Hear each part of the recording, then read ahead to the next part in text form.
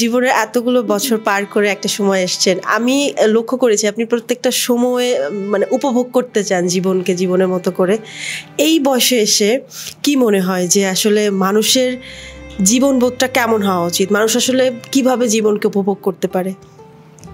আসলে মানুষ অনেকটা স্বার্থপর, শুধু নিজের জন্য চায়। আবার অনেক সময় দেখা যায় যে না, সে শুধু নিজের জন্যই চায় না, সে তার প্রথমত সন্তান, তারপরে তার আশেপাশে যারা আছে, আপনজন আছে, আবার আপনজন না হয়েও আপন হয়ে যায় সে যেখানে কাজ করে, যে পেশায় থাকে তার চারপাশের লোক। সুতরাং জন্মগতভাবেই বা প্রাকৃতিক নিয়মেই মানুষ আসলে খুব স্বার্থপর বা নিজের যে আত্মসর্বস্ব এমন দেখা যায় না।